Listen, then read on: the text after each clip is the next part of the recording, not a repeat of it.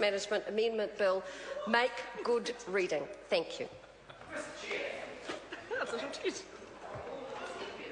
Oh, look, I've got to call Eugenie Sage. Tēnā koe, Ms Sage. Tēnā koe, Mr Chair, thank you. Next time, Mr Hipkins. Mr Chair, the Resource Management Act has always been about how we resolve conflicts in our increasingly overpopulated world between short-term economic gain, whether it's from a new subdivision or a new gold mine, and the long-term health of our environment, which supports our lives and our economy.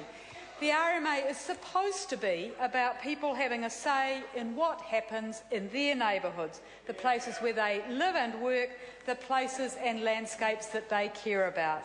It's supposed to be about local democracy, about local plans, about local councils developing plans with their communities, and every 3 years the councillors being accountable for the decisions they make on those plans through the ballot box. Under this government and the previous government, there have certainly been shortcomings in the way the Act's been implemented. There's been a failure to provide enough national leadership through national policy statements that are effective, national standards. We haven't had consistency around New Zealand. Regional councils have been far too slow in controlling the land uses that lead to water pollution. Yes, Jackie Dean, the intensive farming that leads to water pollution. But the RMA is about providing a place and a process where we can have sensible debates about how we use nature to ensure that there are sensible controls, to ensure that we look to the needs of future generations. But this bill tramples across quite a lot of those provisions, and in my first call I'd like to make some general points about why the Green Party is opposing the bill. We're opposing it because it's promoting very speedy decisions rather than sound decisions. And it's doing that because of the much tighter and more complex deadlines that the bill is imposing, the 6-month deadline for medium-sized projects yet to be defined. And it's using legislation to try and define good practice rather than providing guidance to councils through things like the Quality Planning website, which MFE had not invested very much in for the last few years. We're also opposing the bill because it puts private property rights ahead of community benefits, and it's going to reduce the amenities in our cities and towns by its attack on urban trees, and by giving landowners virtually free rights to fell or severely prune trees on their land unless the council has gone to considerable trouble and expense to identify and schedule in the plan individual trees and give them a legal description. We're also opposing the bill because it's anti-regulation, and that's the changes in Clause 69 and the changes to the Section 32 cost-benefit analysis. We think the government and councils need to be able to put in place strong, smart regulation to safeguard nature. But with these changes to Section 32, with the new criteria which look at economic growth anticipated to cease and employment anticipated to be provided or reduced, that will mitigate against good rules because the councils will be focused in their plan making on looking at the economic costs of that. That means when we get a desire to have strong rules or strong national environmental standards, the much more easily quantifiable economic costs will militate against those rules being put in place. We're also opposing the bill because the way in which it cuts across the decision-making of local authorities and reduces their roles and their responsibilities. Because, Mr Chair, councils are elected to represent the wisdom of their communities, yet the changes in the bill means that councils are far less likely to be the decision makers on important infrastructure projects. And that's because of the changes around medium-sized consents and the ability for those to be called in by the Minister. So it's not just proposals of national significance which will now be able to be called in, but medium-sized proposals. We don't even know how those are going to be defined. They'll be defined by an investment threshold which is to be set in regulation. It's not in the bill. So that will mean that we'll have more boards of inquiry appointed by the Minister rather than councils making these decisions, and that is a major step yet another one in the centralisation of power that we are seeing under this government. Rather than a nanny state, which our Nationals are so critical of, at least a nanny state cares. Here we are getting a command and control state which is taking away the powers from local councils, overriding local democracy and taking those powers to itself. Mr Chair. I call the honourable member Eugenie Say. Thank you, Mr Chair. One of the other aspects in Part 1 which is so noxious is the attack on urban trees. Members of the opposition know that urban trees contribute very much to the livability of our cities and towns. They help create a sense of place and identity.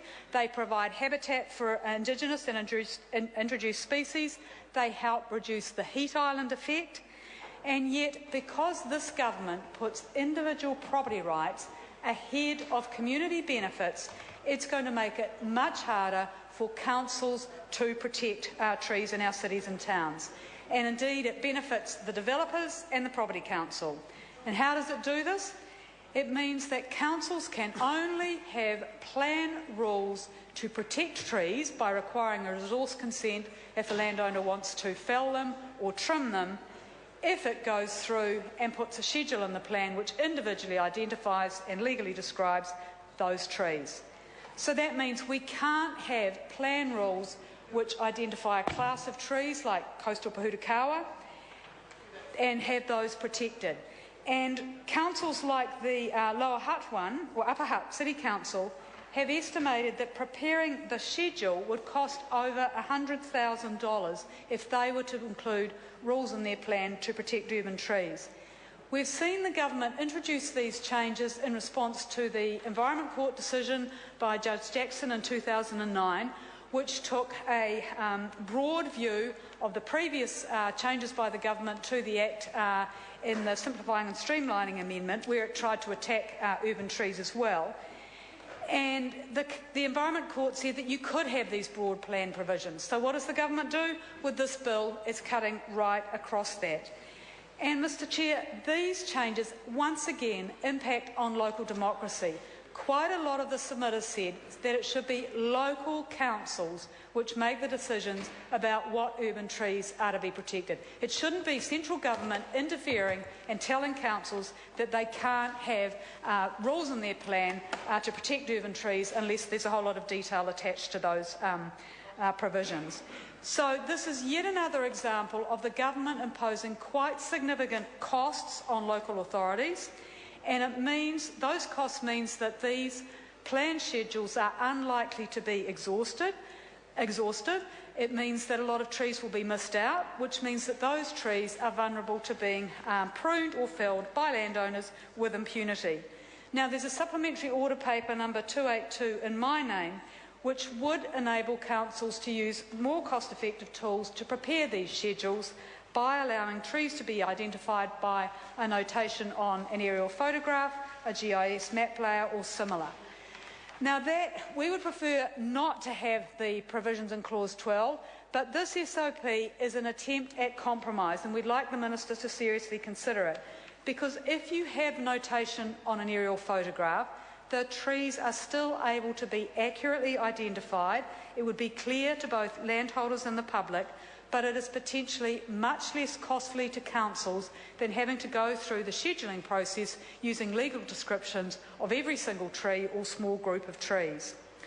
The other thing that the SOP does is to make it clear what the provision should be around Conservation and Reserves Act reserves, because the status of bush protection zones on Crown land is unclear in the bill. And so the status of continuous vegetation, which is identified as significant in terms of Section 6C of the Act, is also unclear. So this SOP makes it clear that councils can continue to use general rules to control the clearance of significant natural areas which councils have identified where the vegetation is continuous. So, Mr Chair, we ask that the Minister seriously consider this SOP, which is a compromise, which would reduce the cost to councils of preparing the schedules. Otherwise, it's burdening councils with quite considerable costs and making it much more complex to do these schedules when the government says it's all about reducing complexity when it's not. And the SOP would actually help ensure that more of our urban trees are recognised and protected. I call the honourable member Dennis O'Rourke. Thank you, Mr Chairman. The government says that its legislation on this series of RMA reforms is